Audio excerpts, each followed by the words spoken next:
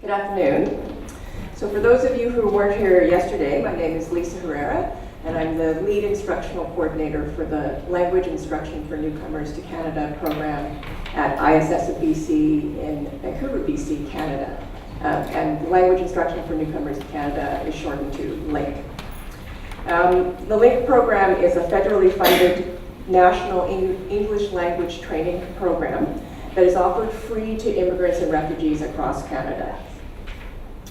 But because of the way that newcomers are assessed and placed for language training in LINC, we don't, in general, make a distinction between immigrants and refugees in our LINC classes, other than giving priority access to our refugee students, and in general, making our teachers aware that some of the clients may have experienced trauma, and so they need to be sensitive to that in terms of what they're teaching and how they're teaching. So mostly our refugees are sitting side by side with other newcomers that are from diverse ethnic, socioeconomic, educational, and employment backgrounds. And our teachers do have access to the background information of our clients, but they don't tend to access it unless there's an issue coming up and they need to do they need to give the refugees some help for settlement.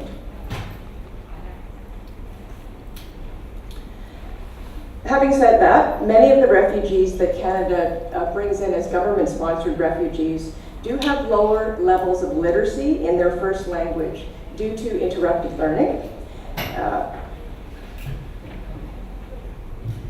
And also because they are dealing with trauma. So in BC, we would call that being multi-barriered because they have more than one barrier to learning the language. Many multi-barriered clients, including refugees, get clustered together in what we would call literacy or foundation classes. And they focus on basic skills for learning language, such as learning the alphabet, learning printing, learning copying, those kinds of things, while they're also learning some basic vocabulary and basic structures for English. So we use the Canadian Language Benchmarks document as a standard during assessment. And these clients, when they're assessed, would be either given a pre-CLB designation, meaning they're below CLB1, or they would get an L next to their assessment level, so they would be CLB1L or CLB2L. So the Centre for Canadian Language Benchmarks released a companion document to its general document. The companion document is for literacy learners, and it's called ESL for All, so ESL for adult literacy learners. This document describes the needs of literacy learners for learning English in the foundation or the pre-CLB levels, and from CLB 1 to 4. Learners in these literacy classes are learning the same tasks that other learners are learning in CLB 1, 2, and 3 classes, but they need extra accommodations and supports in order to be able to learn and to be successful. So as I mentioned yesterday in my presentation, in our LINC classes, learners are assessed with a classroom-based form of assessment called Portfolio-Based Language Assessment, or PBLA. I am actually a trainer for PBLA at the Centre for Canadian Language Benchmarks. So I train teachers in PBLA principles and practices, I help develop resources, and I also work with our funder, Immigration, Refugees and Citizenship Canada, to deal with assessment and evaluation issues that come up across the country. So the PBLA team is actually working on developing more supports and resources and materials to help literacy teachers with teaching literacy clients. There's a little bit of a lack of, there are some resources, but there's not enough, so we are developing more resources for that. So while we never generalize about any group of language learners, there are some common characteristics that multi-barrier learners, who are typically but not always refugees, exhibit in our classes. So one of the characteristics is that refugees who have spent a long time in refugee camps may have developed a learned dependency due to the structure of the camp.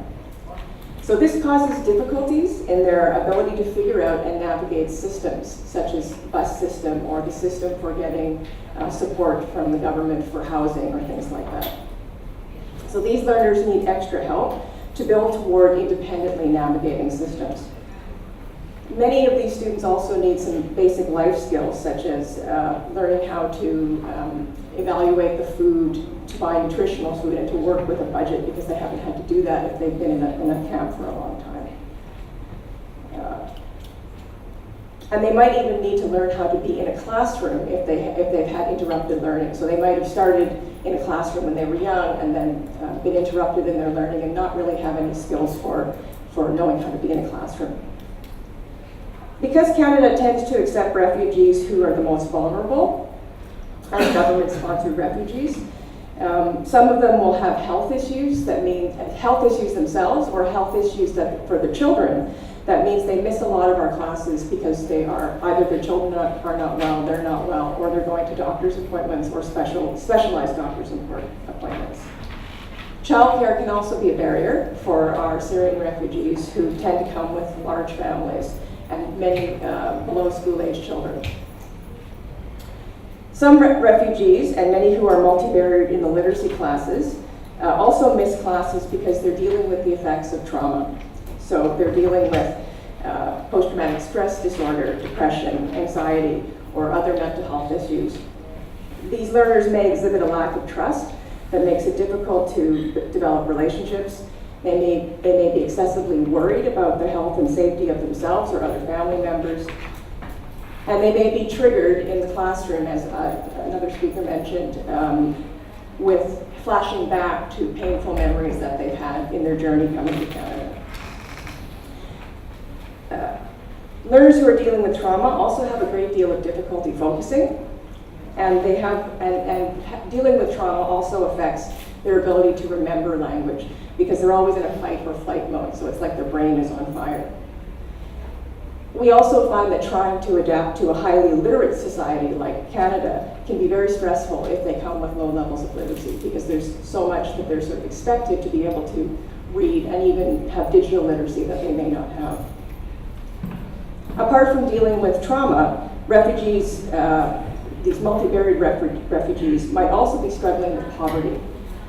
That causes them to miss classes because they have to go to a food bank, or they're looking for aid in some other ways.